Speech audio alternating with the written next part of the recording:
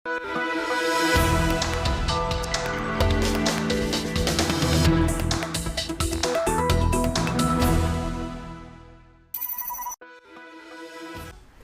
مشاهدة الوثائقي هنا في دافوس التقيت إيمانويل دوميرود وسألته لماذا يعرض حياته للخطر من أجل حديقة. Well, it's much more than a park. It's a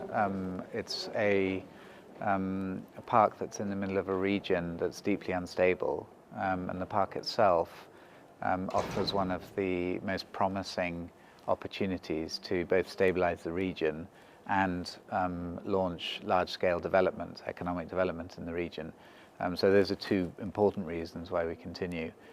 The other, of course, is that it's probably one of the most important national parks in the world. There's no park on Earth that has so many species of birds, reptiles and mammals, and it's the only park in the world that has three taxa, three types of great apes. It has the lowland gorillas, the chimpanzees and the mountain gorillas, and these are critically endangered and incredibly important in terms of their conservation value, but also in terms of their economic importance, because they can launch a very, very significant tourism industry.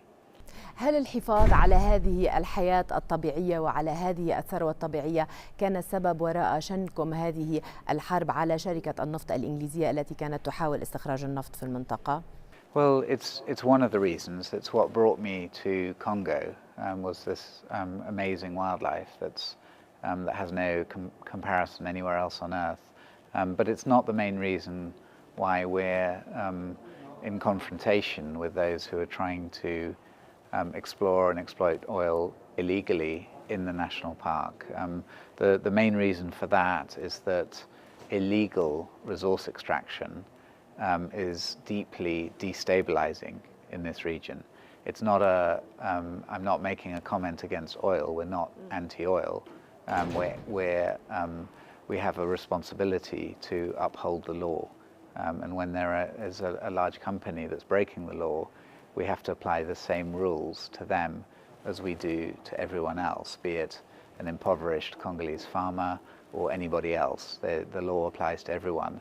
And if we don't do that, then you get a breakdown of the rule of law. And when you have a breakdown of the rule of law, you have instability and armed conflict. And of course that becomes extremely dangerous. And that's what we're worried about. هل كسبتم المعركة؟ يبدو أن الشركة تقول بأنها أوقفت أعمالها هناك. Well, we haven't won it yet because it hasn't relinquished the oil concession, the oil block. So it's held on to it. We have campaigned very hard at a local level in Congo and internationally to hold them to the law, to make them accountable for what they've been doing. And they've made appeasing statements in the media, but they don't amount to a withdrawal from Virunga National Park. And so we remain very, very concerned. And so we haven't won that war yet, but we're fighting very hard, and we think we can win it. هل لديكم خطة واضحة المعالم تحول فيرونغا بارك إلى معلم سياحي أساسي يدر دخل على الاقتصاد الكونغولي؟ Yeah, no, I mean, of course, it's all about economics.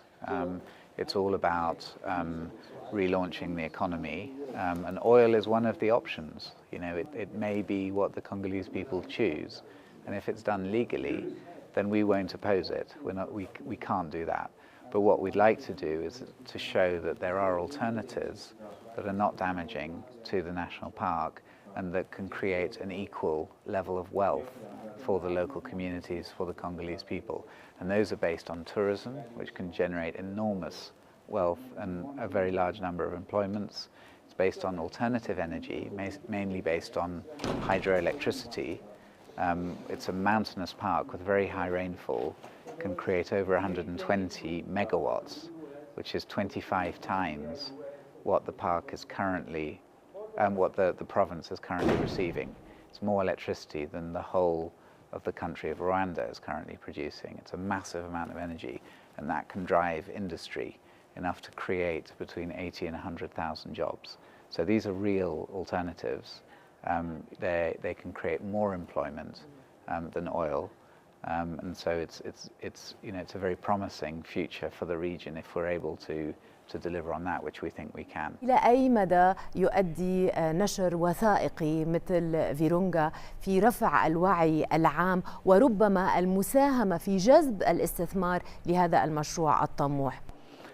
Well, the film Virunga has been an incredibly important film because it's documented 2 years of the life of our rangers in Virunga, how they've survived the war, how they've confronted illegal activities in the park, and how they've kept this amazing park going. And so it takes us from a very difficult local situation where our rangers were dying. Over 140 of them have been killed since the beginning of the war, to a situation where they now have international recognition for what they've achieved. And really that's what's needed, is to bring this effort to a global stage, which has been very successful thanks to the film.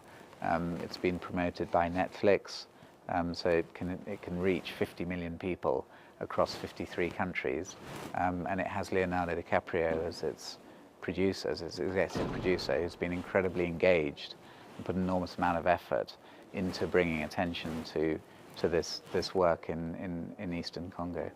نحن نتمنى أن تحوزوا على الأوسكار على هذا الفيلم. Thank you. We do too.